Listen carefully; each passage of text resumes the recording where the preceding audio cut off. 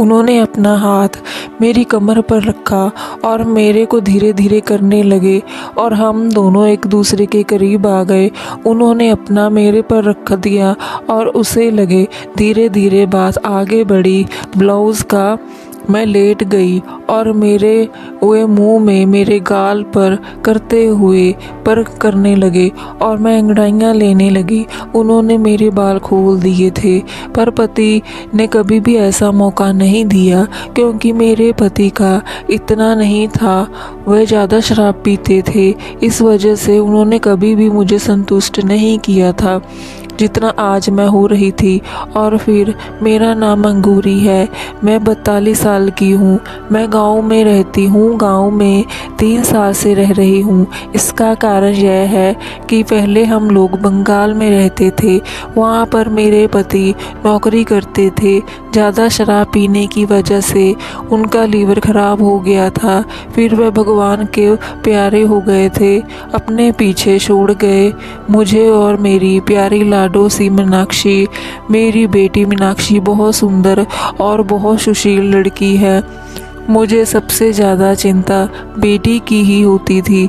आज कल की दुनिया ऐसी है, लड़की को घर में रखना एक बहुत ही मुश्किल भरा काम है।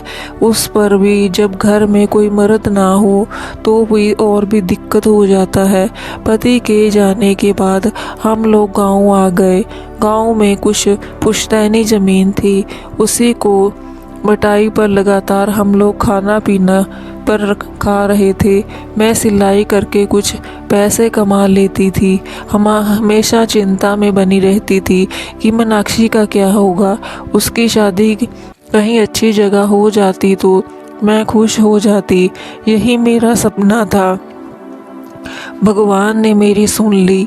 एक लड़का जो दिल्ली में रहता था, अच्छा काम करता है, कमाई भी बहुत अच्छी है, उसके भी माँ बाप नहीं हैं। उसका रिश्ता मेरे बेटे के लिए आया और मैंने अपनी बेटी का विवाह उससे करवा दिया।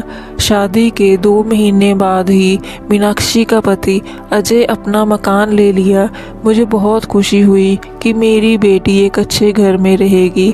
अपने पति के साथ दामाद बहुत ही लायक निकला। मेरे बेटे को बहुत ज़्यादा चाहता था, प्यार करता था, कोई गलत आदत उसको नहीं थी।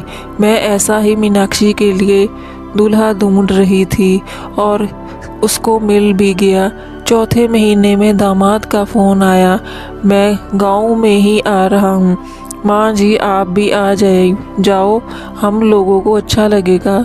हम दोनों अकेले ऐसे भी हैं, मेरे मम्मी पापा भी मेरे साथ नहीं है और आप अकेली वहाँ क्या करोगी, तो आपका आ जाओ, हम लोगों के साथ ही रहो। पर मैं अकेले कैसे जाती दिल्ली। दामाद जी बोले, यह मैं आपको लेने के लिए आ जाता हूँ। दामाद जी गांव आ गए और मेरी बेटी दिल्ली में ही थी। गांव में एक छोटा सा घर है, 3 कमरे का मकान है, मैं अकेले ही थी। अब दामाद जी आए तो उनके लिए अच्छा खाना बनाई और उनको खिलाया, सुख दुख हाल चाल लिया और रात को हम दोनों बैठकर बातें करने लगे। उन्होंने पूछा, मम्मी आपको अकेले रहने में कैसा लगता है? पापा जी रहते तो आपको भी बहुत अच्छा लगता होगा, पर जब अकेला इंसान हो जाता है तो ज़िंदगी बड़ी कठिन हो जाती है जीना। आपकी उम्र भी ज़्यादा नहीं हुई है, अभी कम उम्र की ही हो आप। ऐसे में अकेले ज़िंदगी काटना बहुत मुश्किल भरा काम है। ऐसी बातें काफ़ी देर तक चली। धीरे धीरे रात भी होने लगी और मैं डरने भी लगी। हम दोनों एक ही बेड पर बैठकर बातें कर रहे थे।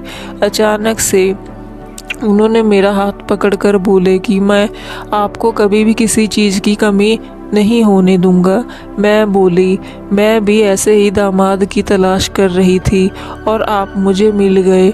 उन्होंने फिर से मुझे कहा, आपकी लाइफ में जिस चीज़ की कमी है मैं भी वो भी पूरा करूंगा आपके लिए। मैं बोली, हाँ ये तो आपको करना ही है, मेरा है ही कौन।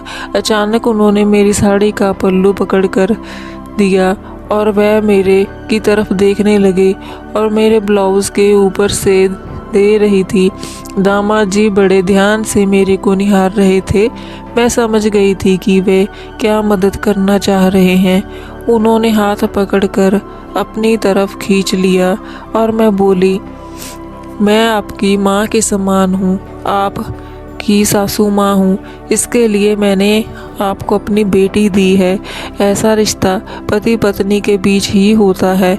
उन्होंने कहा, आजकल ज़माना बहुत बदल गया है, आजकल सब कुछ होता है, आपको भी वह सब कुछ करना चाहिए जो एक इंसान की ज़िंदगी के लिए ज़रूरी होता है। मैं मानता हूँ कि पापा जी नहीं हैं, क्या पापा जी रहते तो आप ये सब चीज़ नहीं करती। अब आप तो लौट के आएंगे नहीं, उनकी जगह पर मैं आ गया हूँ इस घर में। तुम्हें चाहता हूँ आपको किसी चीज़ की कमी नहीं हो, तो इसमें क्या बुराई है।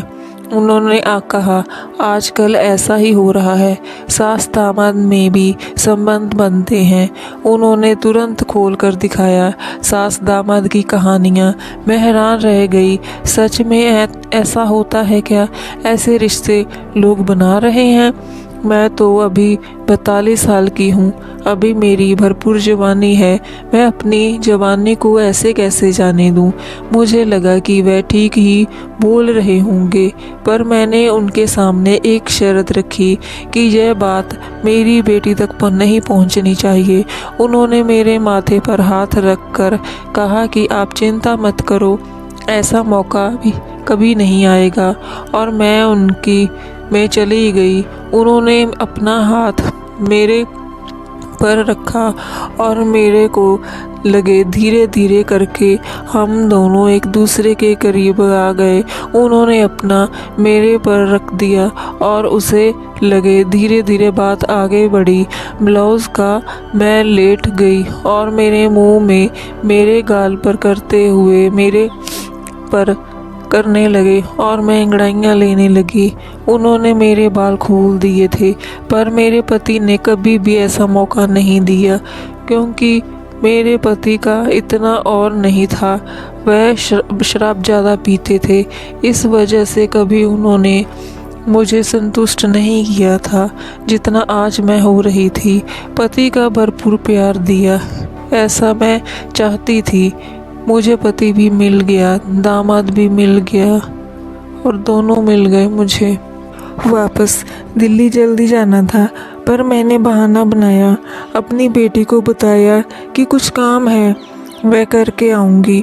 और 7 दिन तक हम दोनों एक रात कमरे में बंद रहे थे और एक दूसरे को खुश करते रहते थे।